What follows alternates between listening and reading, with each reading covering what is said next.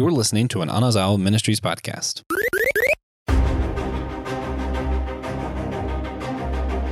What do you dream about when you're healing in your own Bacta tank? What are your thoughts on sand? Do you love it? Do you hate it because it gets everywhere? And how can someone who despises glitter so much not mind sand? Well, if you're wrestling with these deep existential questions, then you're in good company. Welcome to Systematic Ecology, episode 31, the Book of Boba Fett, chapters 1 and 2.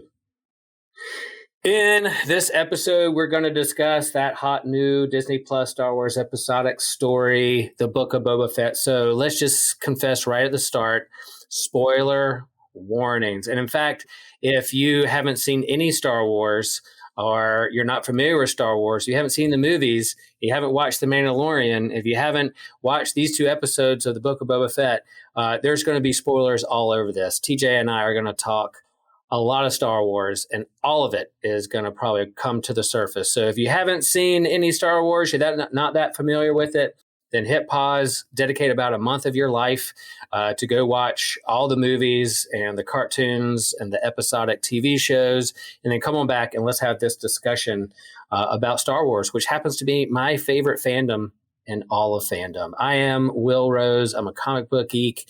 I am a huge Star Wars fan who also happens to be a Lutheran minister in Chapel Hill, North Carolina. And I'm glad you are with us in this episode to talk about this, one of my favorite characters in all the Geekverse. And I'm joined with... I am TJ Blackwell of the Whole Church podcast. I don't really have a strong affiliation with a church system at the moment, unless you count some stuff that might technically be me, but I don't know. Hey, you're just a simple man. I'm just a guy. Way through a complicated universe, right? Just a dude. There you go. A grain of sand on a beach. A grain of sand in an ocean of Tatooine sand dunes. You know, that's what we all are. Man, we're getting philosophical right up from the start. Yeah, we're excited. TJ and I did a character dive on Boba Fett not too long ago to kind of get us ready for this TV show. And so if you haven't listened to that episode, we do encourage you to go back and listen to that. We talk about the history of Boba Fett, that mysterious bounty hunter that only had just a few lines in his movie debut in The Empire Strikes Back. And then a man of few words, very mysterious, the coolest looking uniform and helmet in all the galaxy. And then since that time in 1980, boy, his story has just expanded and expanded and expanded and evolved into where we get many years later this TV show, his own story on Disney Plus. And so we'll set the context just a little bit. Yeah, we encourage you to go back and listen to that character dive. But as we said, yeah, Boba Fett had its debut in the toy line in the holiday special in a parade, and then showed up on the screen in The Empire Strikes Back with just a few lines.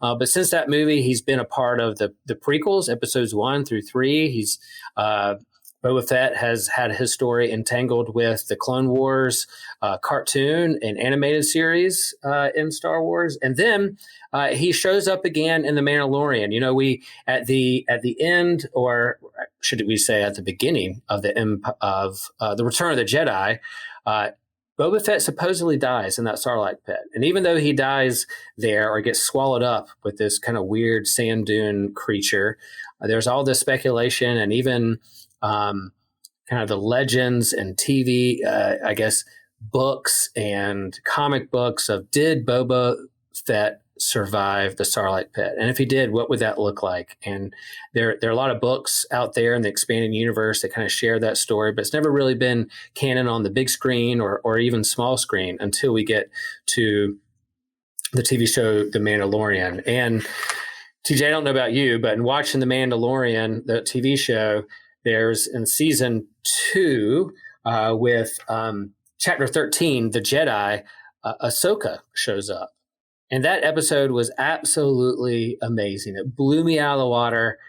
I was just so impressed by the episode. I just geeked out so hard on that episode. were you familiar with Ahsoka before that episode? And then what were your yeah. thoughts when she showed up on that in live action? Yeah. So, yeah, I'm 22.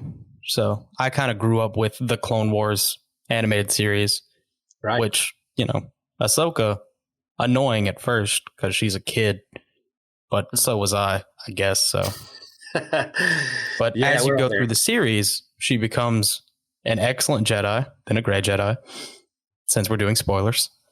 And, they finished the Clone Wars 2 years ago on Disney Plus, and it was incredible. You get to see how powerful Ahsoka is, and pretty much universally loved in the younger Star Wars fan base, at least.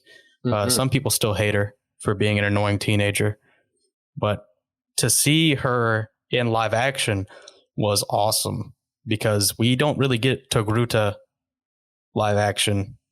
Like, we had Shakti was in the prequels a little, but we don't really see her do anything.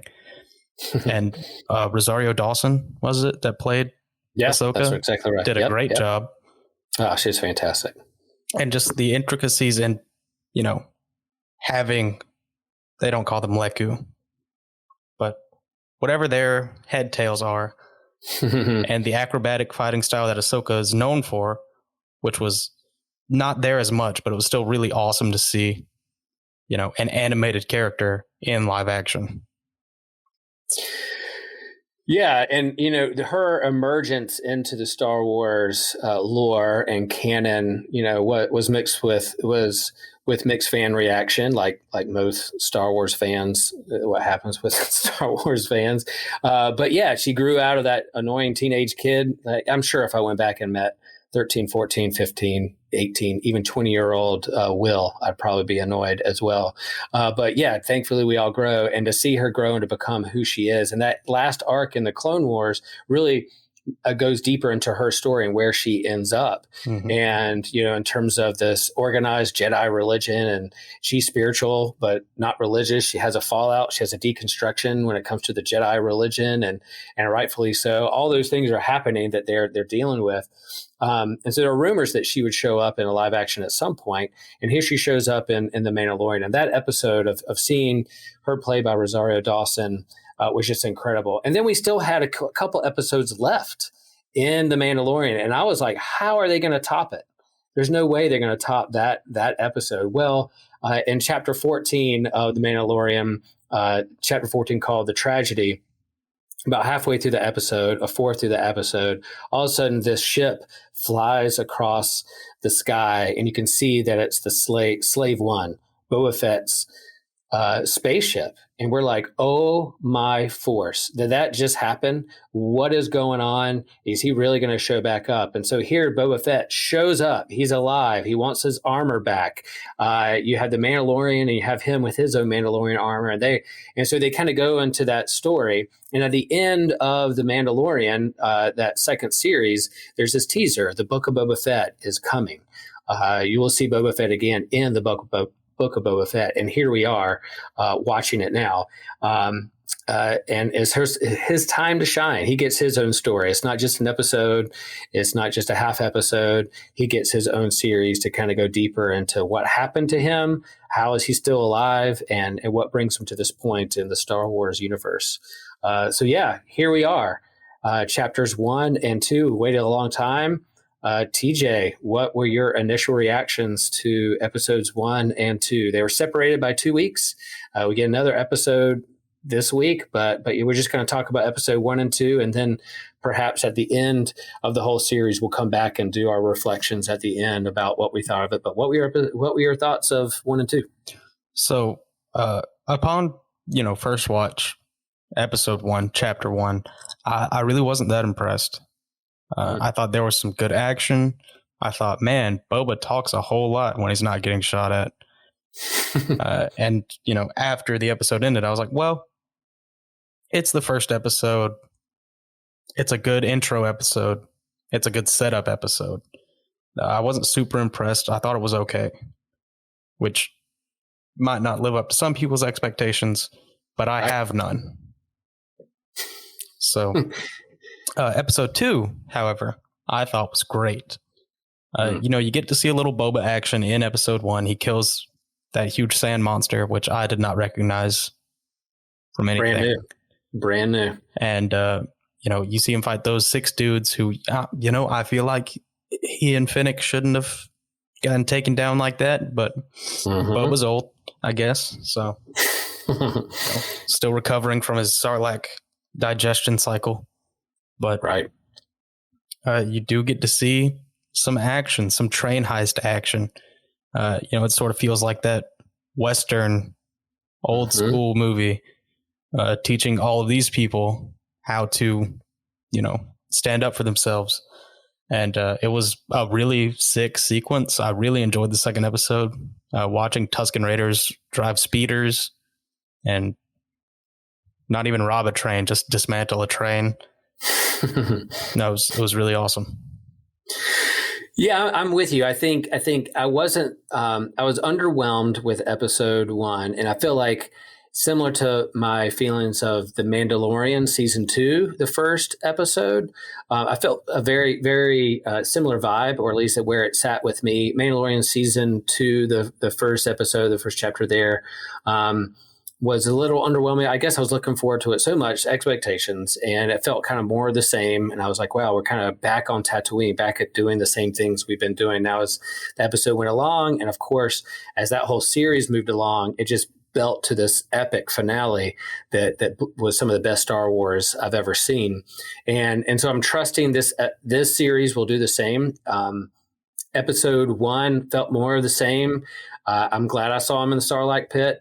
I'm glad I saw him come out of the Sarlacc pit. I'm glad to see how he survived and the bacta tank and them using that as a device for flashbacks of his story of where he is and where he's going. And I think we learned that as cute as Jawas can be sometimes be, we've learned that they are really the true villain and a brutal alien of the Star Wars universe. There's nothing more brutal than the Jawas. Man, we're learning what the real villains are in the Star Wars universe. But so that had its moments. But by the end of that, I was kind of like, okay, good setup, but I was kind of underwhelmed. We jump into chapter 2, and man, I felt like that really started to hit its stride, and I loved it. There was some character reveals that didn't see coming. And what I heard was that initially the series was supposed to be just 6 episodes. Then they expanded it to 7. And my thoughts are, I could be wrong here, were that they took the first episode and split it into 2. So episode 2, chapter 2, made episode 1 better for me. It felt like one continuous story. And so I think they tried to break it up a little bit and string along for a couple of weeks and give us a couple extra weeks of story, which is fine. But definitely chapter 2 made chapter 1 better for me. Yeah. You get to see some more Hutts. You get the twins. You get the Pikes, who are a big part of the Clone Wars animated series, and also a part of the Solo movie, the Han Solo movie with Spice and that whole lore. And then, man, TJ, did you know of this kind of dark and mysterious Wookiee that also happened to be a gladiator or a bounty hunter? Did you know of this character before this? He looks familiar. I want to say he was in a comic book.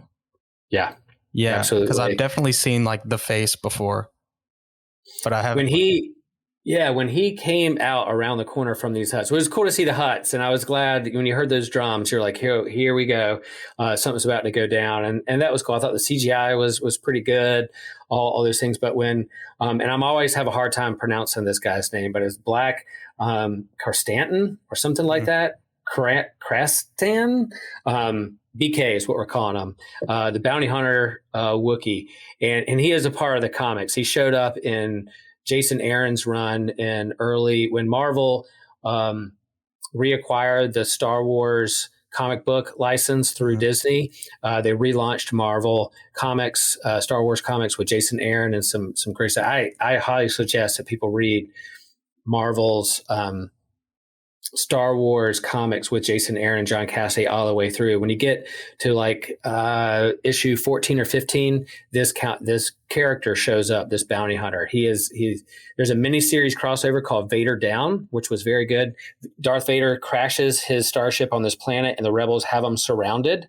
And it looks like there's no way Darth Vader's going to get away from this. But of course, Darth Vader is Darth Vader and he gets away. And then this Wookiee bounty hunter shows up, out of nowhere, and you're kind of like, wow, what is this guy's story? And so seeing him, and he has some ties for Boba Fett in that series, so they have a past. So when Boba Fett looks at BK, we'll call him, and says, why do you need this gladiator? Well, he was a Wookiee from Kashyyyk that was kidnapped and brought into the gladiator pit and rose up the ranks in the gladiator pit and eventually became a bounty hunter. So I'm thinking there's going to be another confrontation between him and Boba Fett by the end of this series, but just revealing him for a few seconds, that was my jaw dropping moment of like, oh my gosh, they did it. They brought a character that I didn't see coming. There's other people I was thinking maybe they'll show up, but had no idea they're going to pull that toy out of the toy box. And they did a really good job. Like, he looked really good in live action. I was pretty impressed. Yeah. And even my family, when they were watching it, they're casual fans. They'll watch with me because they put up with what Dad loves, and they like Star Wars. But when he came around the corner, there was a gasp in the room, like, "Whoa, who is that?" And so I thought that was well done.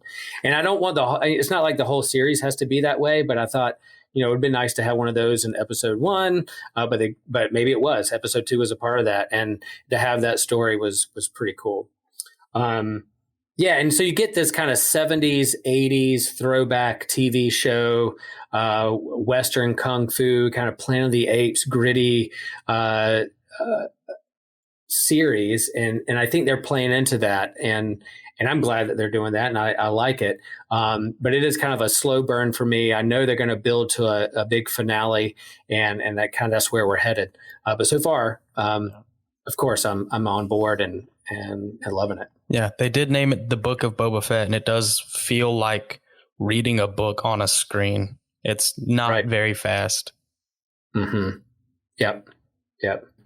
Let's transition a little bit and be intentional to go into kind of the philosophical, theological, what questions does it arrive? We mentioned before that kind of sci-fi, what sci-fi should do or can do is that at its best, it sets the human condition in a different and imaginative, speculative situation to see if we can explore the human condition or what we wrestle with from a different angle. And so what is Star Wars if it's not the hero's journey, a redemption arc, a character transformation? We mentioned Ahsoka going from like a teenage Padawan all the way to having a fallout with her Jedi religion and taking on a different mantle of how she uses the Force, becoming mature and a mentor to others. And throughout Star Wars, that's kind of what Star Wars at its best, that's what it does, whether it's with Anakin or Luke or Han or Rey or Finn. They take a character and they have their hero's journey, their redemption arc. They learn along the way and become something different by the end of the story. And so here is Boba's turn. And you can make the case it's even the Tusken Raiders' turn as well. The Sand People, who are kind of like the villains, the savages in the Star Wars universe. But now we're getting to see them as their own entity, their own people, their own humanity is being revealed as the original indigenous people of Tatooine, and they have their own story and culture and religion to share, and we're starting to see that emerge. Mm-hmm. Yeah, the Tusken Raiders always felt like a thinly veiled racial allegory to me, right? Just because, point for point, without the disease and systemic annihilation of their race, it feels pretty much like colonial America. Yeah. And then you get to teach them how to rob a train, which, that's some great 1860s action. Yeah, that's right. And so there's that mutuality between the two. And I think that's what I'm liking about this is that in terms of if you're going to do sci-fi and talk about the human condition and our brokenness and our hopes and our dreams and what we hope to get out of society and what we truly long for, you have these two people or these two cultures that are clashing with one another, and they're learning from another, they're growing from one another. And yeah, there's some allegory there when it comes to colonialism, but they also talk about, which I didn't know or even realize, maybe it's somewhere else in the expanded universe, that Tatooine was an ocean planet at some point, and it dried out. And the dunes of Tatooine, they're digging up these urchins that have water within. So where you have these vapor moisturizers that the Skywalkers are using, but then you have these kind of people that live off the land who know how to glean these ancient sea creatures for water, and they put Boba to work. And but then there's this mutuality that happens between the two as they learn from one another and become deeper into relationship with each other. Right. And I really like it. Feels kind of like a Tusken Raiders anthology almost at some points, because it shows you how they survive. It shows you how they make their weapons, which while watching episode 2 with my roommate, I was like, where do they get wood? Where does the wood come from? Yeah. And then it's like, no, you go on a bad trip, you do some crazy drugs, and that's where you find the wood. Yeah. Yeah, and they're not perfect. Yeah, they're brutal people. They have their own culture. Like, yeah, they're torturing him. They're dragging him through the sand. They find him where they use him for this kind of indentured servitude of finding water for them. But how does he win them back? What does he do? How does he earn their trust? And I don't know if we'll see the whole series as them with the Tuskens. Maybe this is just their story in these flashbacks. Maybe we'll learn more that this particular tribe was wiped out by the Hutts or something else, and that's going to piss Boba Fett off, and he's got to go out there for revenge. He is a different person than he was in the actual movies and where he is now. This whole sense of, I want to earn respect, not out of fear. I'm not going to torture people. And so he's learned and grown along the way. And so we're starting to learn, why is he different? He's not the bounty hunter we knew in The Empire Strikes Back or even Return of the Jedi. He's emerging out of the sands as a different person and continuing to grow. And so why is he that way? Why is he not as brutal? Why does he want to do kind of take over Jabba's throne and have a different take on it, or rule it in a different way? Right. I think that is what they're getting to show us, why he is this way now through these flashbacks, through the Back to Tank flashbacks. Yep. Which, I'm looking forward to seeing how that pans out. I really like that they aren't afraid to make him talk. Right. Like they are steadily like tearing down the mysterious facade, and they're making him more relatable, which, I can't really decide if I like or not, because I love mysterious Boba Fett. Right. He does have his helmet off way too much, and he's talking too much. But that's just, someone who's used to him being the other way. So he's growing and emerging as a different character. And so his helmet off, talking more, we get to learn more of who he is and what's he about. And those flashbacks are helping when it comes to that. Yeah. I like to think that after being in the Sarlacc pit, he developed claustrophobia. He just can't have his helmet on for that long. He's like, I can't do it. Yeah. I can't do it. If I'm in the bowels of this creature, which I got a lot of texts after that scene or the next day, and they were like, were you not grossed out by what's going on or what happened? Yeah. And I was like, yeah, that's good Star Wars. Weird Star Wars is good Star Wars, whether it's my trippy mind lizards or the bowels of the Sarlacc. We want to see that. Yeah. We want to see that. I kind of was hoping that the lizard would just stay in his brain forever. That would be a really fun character quirk. Dang. But then it comes out. I guess he gave it back. Yeah. I guess he gave the lizard back. That would have been something if he was like putting it in his pocket and he was like, I'll bring this out whenever I need it later on down the road.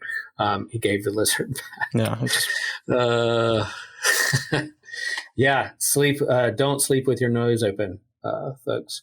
So Boba's transformation, I do think it's interesting. We think about his story, his transformation, this hero's journey, this redemption arc, whether he's going to be anti-hero or whether he be fully redeemed at the end or not. I don't know where that's going to go. He's not going to be a perfect hero, squeaky clean by the end of this, but to see him grow as a character is neat. And I can kind of place my story and kind of my own life into his, and what would I do in that situation, and who am I in the midst of that. So I do think it's intentional that here's this guy who was born we say cloned on a water planet, Camino, right? Then ends up on a sand planet.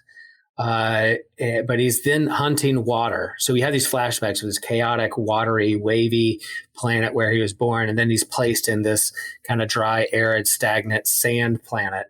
But where he's finding healing, where he's finding transformation, or at least flashbacks to his former life, is in a Bacta tank or pod or bathtub filled with water that is healing him and working through his junk. I think our own dreams, our own flash, as our subconscious come to the surface, we're wrestling a lot of things. Dreams are biblical in a sense of giving signs or prophetic words to folks to help them, direct them in their life. And so here we have Boba Fett going through this situation and this transformation. And as a Lutheran minister, who one of our sacraments in the church is baptism, I can't help but have that baptismal imagery of him in the Bacta tank, in that water of a healing transformation that's happening within his life and within his vocation and a new purpose that's guiding him in his life.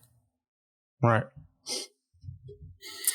And then there's that whole thing, about being buried, and it's not subtle at all. They're taking their lead from other stories. He was buried. He was left for dead. He rose again out of the sand. He is empowered to use his gift to help transform a community to be something different. And then in the midst of his kind of trippy mind lizard, whether you want to call it the Holy Spirit or whatever, he becomes entangled with a tree. And then he comes out of that tree redressed with new garments, reborn with a new purpose. So it's not subtle imagery there of what transformation has taken place. We know of a story where it's a tree of life that someone becomes entangled with, that then transforms the world and gives us new garment, a new hope, a new purpose in the world. New hope. Yeah, so those images are there for us, and again, we'll see what happens for the rest of the series and where these themes continue to go. But I'm along for the ride. There was that kind of foreshadowing in the midst of he's emerging as a new person with new garments and with revised and reformed vigor, purpose in this world, but this mayor that he becomes face to face with, this mayor who either did or didn't put a hit out on him, Mock Shiaz, I think is how you say this mayor's name. He says, a little bit of advice: running a family is more difficult than bounty hunting. So, of course, that sits with me. I value my family very, very much. But yes, I also know whether it's immediate or extended or a big family tree, sometimes family can be pretty complicated. Mm-hmm. And as I help shepherd a family of faith at a church, the family of faith can be complicated. It's messy. It's not perfect. It's not formulatic. It's like it's all over the place. So how did that phrase hit you, TJ? This whole thing, is it going to come back to haunt Boba Fett? Did you resonate with it? So as a former mob boss myself, I could feel that very heavily. That's why I left. It's come out. Too hard. Nobody hunts you down. But I think it's definitely going to get him. It doesn't seem like Boba's doing too well at running a family, a crime family, as it were. But it just kind of hit me as like, he's going to have to deal with this somehow. He's either going to succeed in changing the way that things are run on Tatooine, in this part of Tatooine, or he's going to fail miserably. And we all know he's not in the next couple movies. So yeah, he's not in the Force Awakens unless he's doing something else on another planet somewhere. But yeah, change is hard, and so when you become a different person, when you try to make change happen within a community or a system, that's not the easiest thing. We live in family systems. We live in systems, organized religion, denominations, traditions. We know in terms of our own culture, there's systemic racism and cultural bias, and those things is hard hard to change. It's hard to move the needle. And so when someone tries to do something a little differently, there's going to be pushback on that. And so I think here he is. He didn't even want to be carried into the town, like, which is part of their tradition of you carry the mob boss on people's shoulders. And he was like, nope, I'm gonna walk on my own 2 feet. Even that was looked upon like, who is this guy I think he is? So he's going to try to enact some change, and he's going to get some pushback. And I think that's what the rest of the series is going to show us, with some fun cameos and fun action scenes and fights and lasers. And I don't know if there'll be laser swords or other people that will happen or show up in this, but yeah, I think that phrase is going to stick out. Running a family is, you'll find, more difficult than bounty hunting. Right. It is funny because everywhere he goes, everyone's like, oh, we didn't see your palanquin, or whatever phrase they use for it. And it's like, yeah, but we would have prepared. And I was like, I'm just trying to walk. Because like what you can see when they bring in the twin huts, they are struggling. Yeah. They are struggling. 2 huts. We actually thought it was hilarious. We were watching when they were looking at us on the left corner, I think was a Twi'lek woman, and she was struggling hard. She was doing her absolute best. Yeah. Yeah, but I think you also have within the Star Wars universe, like any sci-fi, they pick apart all the systems that we're a part of, whether it's the economic system, the social class, the bullies, the rebels, the empire, who is the oppressor, who are those that are oppressed, and who's fighting for freedom. And I think it invites us into that story to think about that in our own lives, our own culture, our own family systems, our own Christian traditions, to open our eyes and to have a wider view of who's carrying us, who are we carrying, how's this system shake out in terms of the oppressed or the oppressor, and what is our moral compass that leads us out of that to do something different within those systems. Mm-hmm. Yeah. So as we head on, before we share some other things, what are your hopes for the rest of this series? I know you said you usually go with no expectations, but are some things along the way that you'll hope see resolved, or any cameos you hope to see? Well, I hope it's good. I hope I enjoy watching it. I don't, I'm not trying to place my expectations on someone else's work. The whole series as a whole is pretty much what I wanted anyway. Got to see him crawl out of the Sarlacc pit, get raided by some Jawas. Man, they're brutal. They are those brutal. Things. They are the worst. Oof. Man, and you know that if you played Star Wars Battlefront 2 or like Lego Star Wars, they'll just run around with those zap guns and they will get you. They are awful. Yeah, I think that's a healthy way to do it, and I got to keep myself in check when it comes to that. To hold my expectations in check, and I'm along for the ride. They're going to tell some good stories. That there may be some things that I hope they wish they do a little different or show more of, but I do hope we get to see Slave One in action. I don't know if they're going to go off world.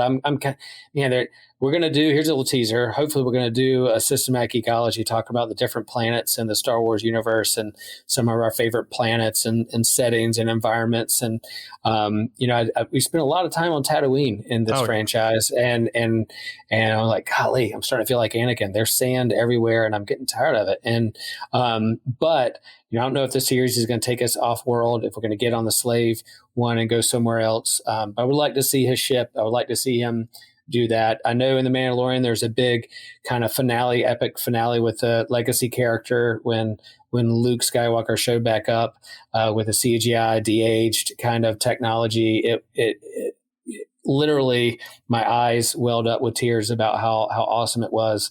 I don't know if they're going to do that in this series. There's rumors that there could be a Han Solo cameo, but now that they showed Bounty Hunter Wookiee, BK as we call him because I can't pronounce his name, who knows if Chewie will show up. That seems like the most obvious thing that you could do without having to kind of mess with anybody's young face, old face, timeline, aging kind of thing. You could bring Chewie on board pretty easy as a cameo. But if they go that direction, cool. If not, I just want to see Boba Fett story come to at least some conclusion, and who knows what they'll use him in and the stories to come, whether it's Mandalorian season 3 or even the Obi-Wan series. There's so much potential out there for these shows, and so we're along for the ride.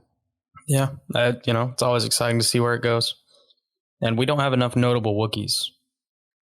I know, and I'm ready to see it's there in Clone Wars, it's there in the comics. There are some Jedi Wookiees out there, and I would love to see a Jedi Wookiee in live action in one of these episodes or in a movie at some point. Hopefully, we'll get some Wookiee with just going to town with a lightsaber. Oh yeah, is really one of my things I really hope to see at some point. There's Star Wars storytelling. There's a new Wookiee Jedi named Buryaga in the High Republic books that are coming out right now. Yeah, very pretty cool. Good. And I personally want to see them fight more like Yoda than Darth Vader. Mm-hmm. Because, Yoda's scary when he's flipping around. I know. But a Wookiee would be much scarier doing that. All that hair flying everywhere, the shedding. Yeah. Man, that's pretty awesome. Looks like fighting Cousin It. So we'll see. I'm enjoying it. We'll keep enjoying it, and then we'll do something when this series wraps up. Let's tie in a little scripture. We like to do that here at Systematic Ecology. Some scripture that came to mind. The chapter 1 of the book of Boba Fett was called "Stranger in a Strange Land," and it got me thinking about, in a sense of our reflection on how we treat the stranger, how we treat the alien, the refugee, the foreigner in our midst. And right there in Leviticus chapter 19, verses 33 through 34, it reads, "When an alien resides with you in your land, you shall not oppress the alien. The alien who resides with you shall be to you as the citizen among you. You shall love the alien as yourself. For you were aliens in the land of Egypt. I am the Lord your God." So right there at the beginning of Israel's story, you have this sense of, remember that you were a stranger in a strange land. Remember you were an alien. Remember you were oppressed. And so remember that when the stranger, the alien, the immigrant, the refugee comes into your midst, treat them as you wish you were treated when you were in a foreigner's land. Right. And so that can go, again, as we think about the systems we're a part of, whether it's our country, our churches, our family systems. How do we treat the stranger? How do we welcome the stranger?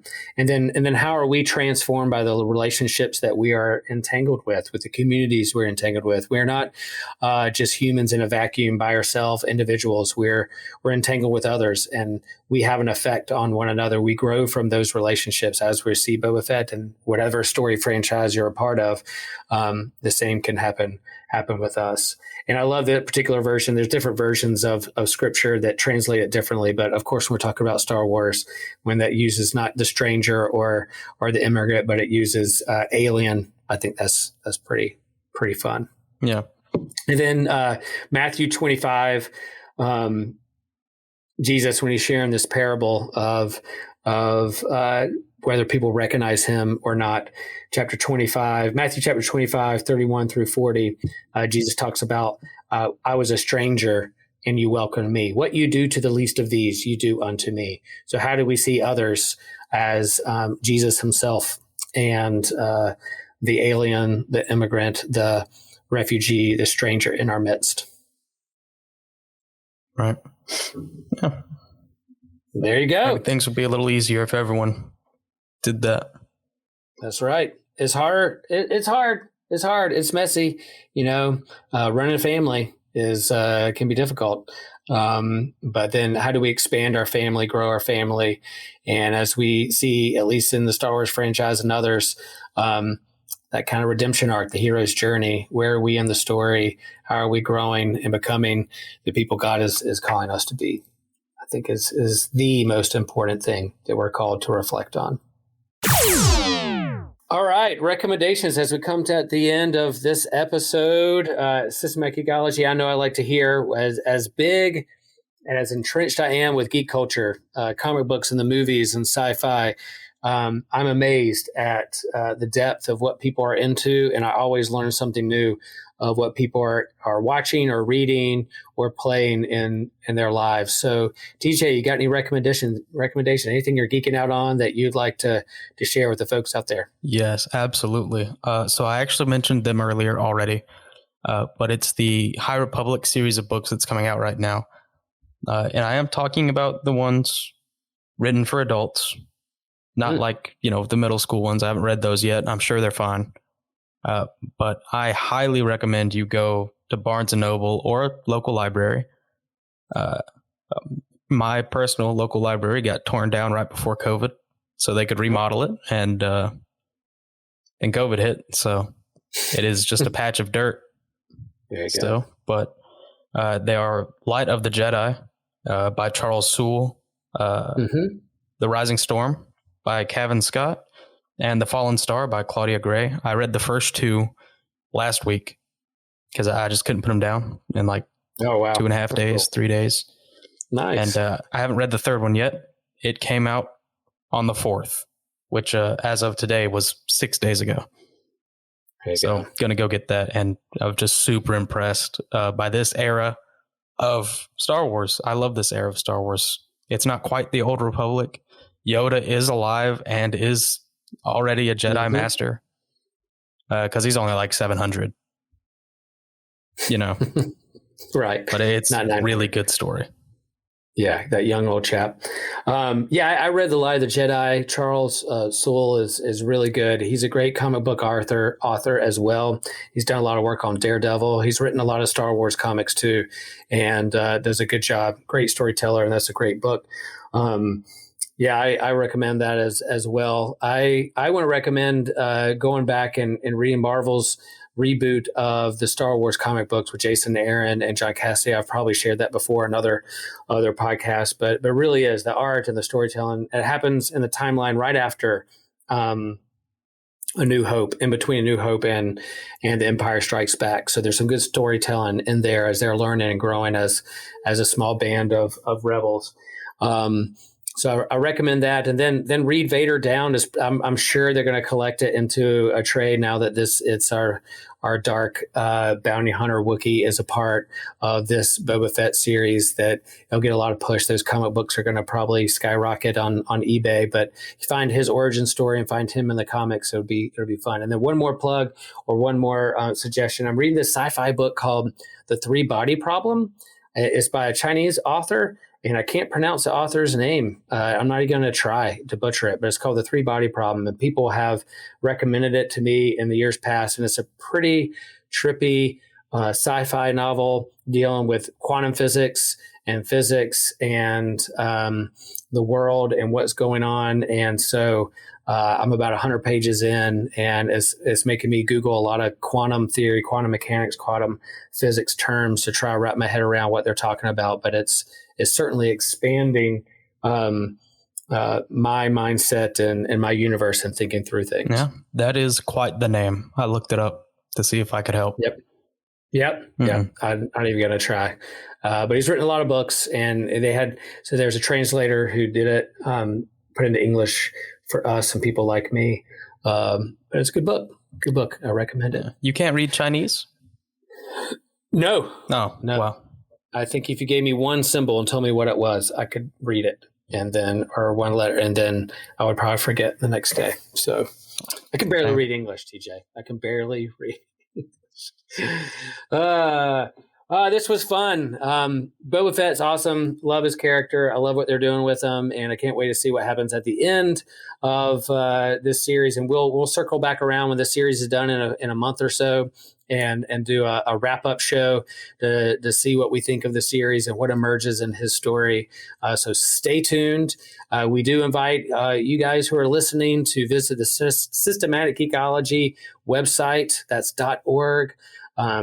Listen to our other episodes. Share with us what some topics that you want to hear in the new year. And if there's anything we're not covering, let us know. We also have a Patreon page where you can support the show and help us keep it running, expanding our audience, and expanding our reach, expanding our universe as we try to grow our community. It's really fun online community happening on Facebook and other platforms where people are sharing memes and their thoughts and polls and really, really fun stuff. So that's kind of our vision, is to continue to grow and expand our community and support one another as we navigate our lives and our faith and those things that we geek out on. TJ, anything else I'm forgetting we need to plug? Remind people about.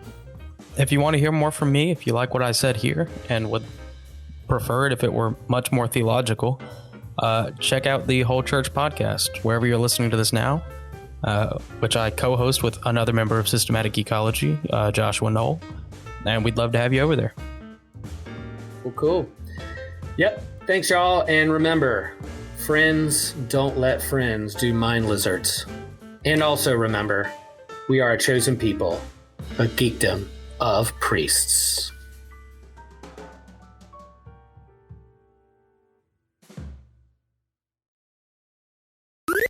This was an Anazao Ministries podcast. If you enjoyed this show and would like to learn more about our network, be sure to check out the Anazao Ministries Podcast Network.